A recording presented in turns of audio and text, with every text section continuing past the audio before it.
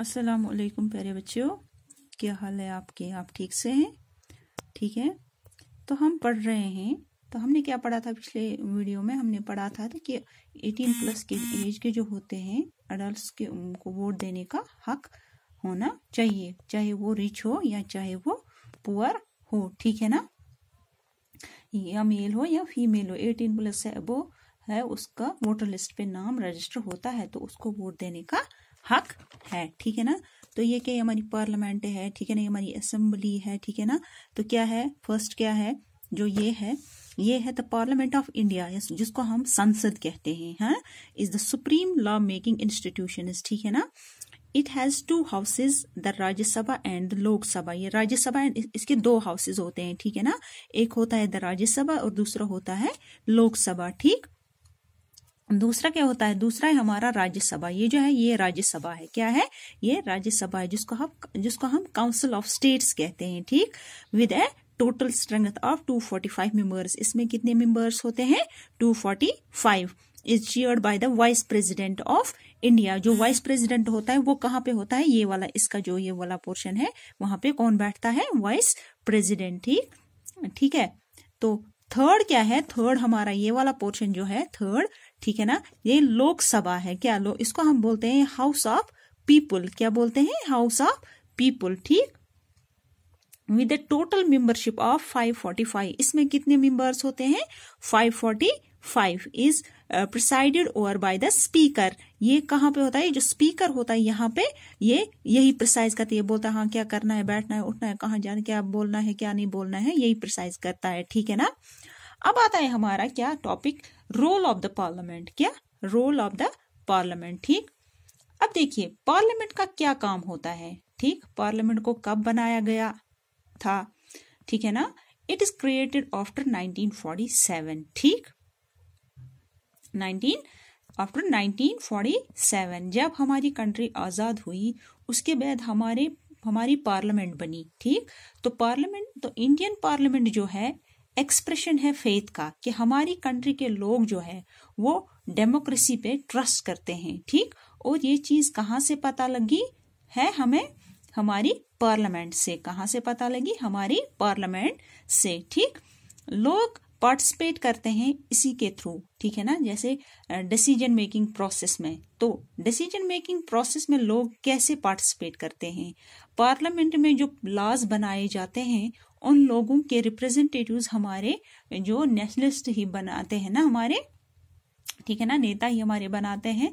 ठीक, तो इंडिया में जो पार्लियामेंट सिस्टम है उनके पास बहुत ज्यादा पावर होता है। ठीक, पावर क्यों होता है? क्योंकि क्योंकि वो लोगों के ओपिनियंस दिखा रही हैं। तो इलेक्शन जो होते हैं, है ना, पार्लियामेंट के, वो उसी तरीके से किए जाते हैं जैसे कि स्टेट लेजिस्लेचर में किए जाते हैं। ठीक, ठीक है ना, जैसे कि स्टेट लेजिस्लेशन में किए जाते हैं। मतलब 5 साल के लिए लोकसभा का इलेक्शन होता है, 5 इयर्स के लिए स्टेट लेजिस्लेशन का इलेक्शन होता है, और 5 इयर्स के लिए हमारी जो पंचायत, जिसको हम म्युनिसिपैलिटी कहते हैं, 5 साल के लिए, सबका 5 साल के लिए इलेक्शन किया जाता है। ठीक, कंट्री को काफी सारी कॉन्स्टिट्यूएंसीज में डिवाइड कर दिया जाता है। ठीक, डिवाइड कर दिया जाता है। मैंने समझाया था आपको, हर कॉन्स्टिट्यूएंसी एक पार्लियामेंट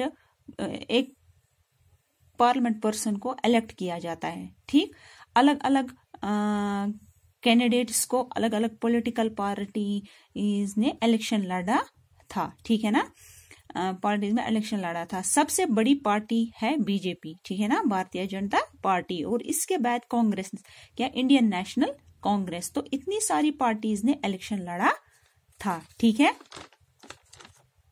और उन इलेक्शंस में जो पार्टी जीत जाती है, ठीक है ना, उस पार्टी का जो लीडर होता है, मतलब जो विन करता है, मतलब जीतता है, या जो एमपी बन के आता है, वो सारे के सारे मिलकर पार्लियामेंट बनाते हैं। ठीक, जब पार्लियामेंट बनाते हैं, जब इलेक्शन खत्म हो जाते हैं, पार्लियामेंट को काफी सारे काम करने होते हैं। तो पार्लियामेंट में फंक्शंस देखते हैं। अब पार्लियामेंट बन के आ गई, सारे के सारे एमपीज बन गए। अब उनका पहला काम होता है नेशनल गवर्नमेंट बनाने का। ठीक, तो देखिए क्या होता है। ठीक है ना, लोकसभा में इसमें राज्यसभा में कोई काम नहीं होता है ना। लोकसभा में मतलब इसमें राज्यसभा का कोई काम नहीं होता है ना। लोकसभा में जो पार्टी सबसे ज्यादा मेजोरिटी में होती है, जिसके पास सबसे ज्यादा सीट्स होती हैं, यहाँ पे आप देखो सबसे ज्यादा सीट्स किसके पास है, भारतीय जनता पार्टी के पास 282 सीट्स है इसके। ठीक है ना, हमने मतलब 2019 में देखा था बीजेपी के पास 300 प्लस सीट्स थी। ठीक है ना, मतलब 50% से ज्यादा की मेजोरिटी बीजेपी के पास थी है ना। वो आराम से अपनी गवर्नमेंट बना सकती है। तो ये भी देखा था पार्लियामेंट में होती है इंडिया की इसमें।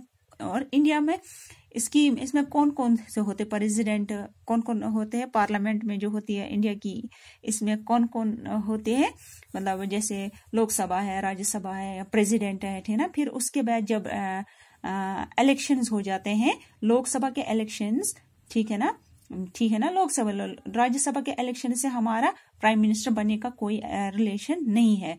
मतलब प्राइम मिनिस्टर बनने हैं लोकसभा के इलेक्शन से। ठीक है ना, बनते हैं लोकसभा के इलेक्शन से। ठीक है ना, एमपीज इलेक्टेड कम से कम 272 सीट्स चाहिए। ठीक है ना, एमपीज के इलेक्शन में जो इलेक्टेड एमपीज होते हैं कम से कम 272 सीट्स चाहिए। और बीजेपी के पास तो 303 सीट्स थी, तो वो आराम से मेजोरिटी में जीत गई। इसलिए बीजेपी की गवर्नमेंट बनी। और जो दूसरी सबसे बड़ी पार्टी होती है 50% से ज्यादा सीट्स वाली, वो गवर्नमेंट बनाती है। और उसके अलावा सेकंड नंबर की जो पार्टी होती है जिसके पास सबसे ज्यादा सीट्स होती हैं, उसको हम लोग